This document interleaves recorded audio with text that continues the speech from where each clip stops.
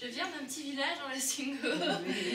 Non, mais c'est parce que je décris certaines mœurs des villages que j'avais pas envie qu'on dise c'est dans son village que ça se passe comme ça. Maintenant, les gens le disent. Ils se sont reconnus quand même. Oui, malgré les noms américains. Mais en fait, je fais le rêve de l'histoire. Et ça m'arrive systématiquement comme ça. Celui-là, ça m'est arrivé. Une nuit, j'ai fait le rêve, j'ai écrit le plan.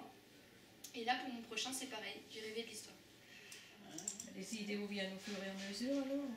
Ben, il y a les idées de base qui font que je fais le plan. Et je me dis, voilà, je pars d'ici, il y aura telle et telle péripétie, et à la fin, cette résolution. Et après, au moment où vous écrivez, ben, il y a des choses qui viennent comme ça. Vous ne savez pas qui c'est qui... Bah, au début, non, au début quand j'avais 15 ans, le meurtrier c'était le diable. Et après je me suis rendu compte au fur et à mesure, non mais c'est pas crédible, c'est n'importe quoi, il faut quelqu'un de concret, donc j'ai modifié ça. Mais j'ai aussi changé le meurtrier, j'ai changé la fin. En fait j'avais écrit une fin, et j'ai donné le livre à mon grand-père avec la fin. Il m'a dit non, tu peux pas terminer comme ça, c'est pas possible. Donc vous l'avez écrit à deux, quoi, ce livre, en fait? Non, elle m'a ramené ses feuilles volantes avec... En fait, je profitais du fait, par exemple, je lui avais donné la moitié du livre et je lui ai dit alors, qui c'est que tu soupçonnes? Il m'a sorti un nom que pourquoi il soupçonne, c'est pas possible, quoi. Et du coup, je lui ai dit, bon, bah, vu qu'il a ses soupçons qui va là-dessus, je vais écrire la suite en faisant aller les soupçons sur lui. Comme ça... Mais il faut que ça soit comme ça, autrement. Bah oui, mais moi, la personne qui m'a dit, en fait, je l'avais pas du tout envisagé comme potentiel meurtrier, puis je me suis dit, ah bah ouais, pourquoi pas. Mais en même temps, je me dis, un livre où on ne soupçonne absolument pas le meurtrier, où limite, par exemple, je sais plus, j'avais lu un livre, je crois que c'était Maxime Chatham, où à la fin, le meurtrier, je ne savais plus qui c'était. Enfin, il a donné le nom du meurtrier, je me dis, mais c'est quel personnage? Il sort d'où ce personnage? Et c'est un peu décevant, parce qu'on se dit, bon, je sais même plus qui c'est, voilà. Alors que quand c'est un personnage qu'on connaît, qu'on a suivi, qu'on a soupçonné, après on est passé à quelqu'un d'autre, finalement, je trouve, enfin, personnellement, moi je préfère, quand je lis un livre, connaître le meurtrier que ce soit un personnage sorti de nulle part, en fait. Ça me déçoit un peu après. Ma maison d'édition ne fonctionne pas comme les autres maisons d'édition. D'ailleurs, si vraiment vous aimez lire, vous pouvez vous inscrire dans le jury. Ah oui. En fait, vous vous inscrivez via le net, donc vous donnez votre adresse, vous mettez ce que vous aimez lire. Nous, en tant qu'auteur, on envoie notre manuscrit. On l'envoie sous forme donc, fichier informatique et eux ils impriment des mini-manuscrits, donc blancs, des petits manuscrits qu'ils envoient à leurs lecteurs bénévoles.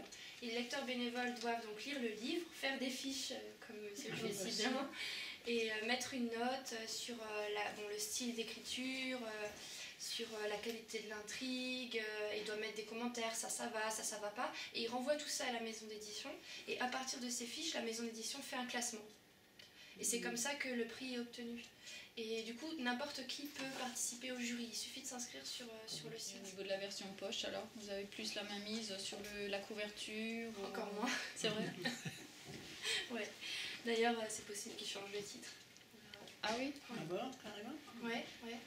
Bah, moi, honnêtement, je pensais pas, mais c'est vrai que quand ça passe en version poche, ils peuvent modifier l'intrigue. C'est-à-dire couper des pages, couper des passages. Quand vous avez un livre poche et un livre comme celui-là, c'est pas le même livre. Alors, moi, je pensais que c'était le même en fait en poche, et non, c'est pas le même livre. Et ils peuvent, ouais. C'est eux qui le font. Non, ils demandent à l'auteur en fait, voilà, on aimerait que vous enleviez ça, on aimerait que vous rajoutiez ça. Donc ça double travail, c'est comme une réécriture. C'est comme une réécriture. C'est ça. Vous n'aimez donc pas vraiment les polars? Vous préférez les écrits? Je préfère les écrits. Ouais. Voilà. Non, je préfère la philosophie, les histoires d'amour. Il n'y a pas d'amour là? Oh, voilà, c'est pas le plus important. Voilà, hein. c'est pas ça. J'ai essayé de le relire, mais j'ai envie de raturer, c'est terrible. Ah maintenant, comme il est, Ouais, je peux plus là. Ouais. Ouais. Mais je vais pouvoir le faire pour la version pocket du coup, donc là je me frotte les mains. Avec tout ce qu'on m'a dit, je vais pouvoir faire quelques modifications. Vous écrivez à la main ou sur ordinateur. ordinateur? J'avais écrit un premier roman d'amour que j'ai jamais terminé à la main et de la feuille écrite à la main à ce que vous allez taper à l'ordi, vous écrivez plus la même chose en fait. Parce que vous modifiez tout et ça prend un temps fou Tellement en plus. Ouais. Est-ce que vous avez eu du mal à vous faire éditer? Au C'est-à-dire que vous début, avez peut-être envoyé à plusieurs... Ouais. En fait, j'ai envoyé mon livre à 6 maisons d'édition, mais comme j'avais un budget d'étudiant, j'avais imprimé que 2 manuscrits, parce qu'un manuscrit c'était 45 € et 15 € à chaque fois qu'on le renvoyait. Donc moi ce que je faisais, je voulais pas imprimer 10 manuscrits, ce qui m'aurait fait 450 € tout de suite. J'ai imprimé 2 manuscrits que j'ai commencé à envoyer et je précisais aux éditeurs, veuillez me le retourner en cas de refus, etc. Et j'attendais à chaque fois qu'ils me le renvoient. À mon avis, ce qui peut vraiment déranger, c'est le fait que ce soit... C'est pas de la pure fiction, ce qui s'est passé en Algérie et qui est dans le livre.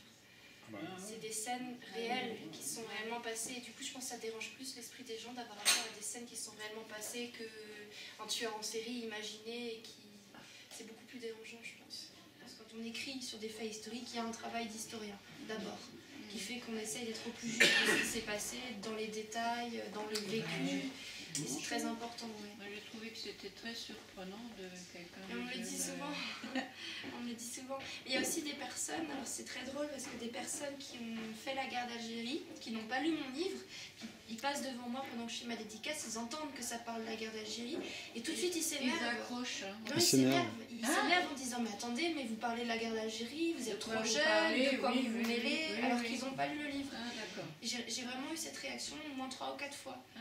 Des personnes, alors que les personnes qui l'ont vécu, il y a une personne notamment qui l'a vécu et qui a vécu tout ce qui est relatif à la torture, qui m'a dit, et ça m'a fait vraiment plaisir, quand il a lu les passages, il a dit « je me suis retrouvée sur le bateau quand j'arrivais à Alger », c'était exactement ça. Et ça m'a fait vraiment plaisir d'entendre ça, en fait, de me dire « je me suis pas trompée ». Et votre source à ce niveau-là? Ben, en fait, c'est plusieurs personnes, je ne suis pas contente d'une seule.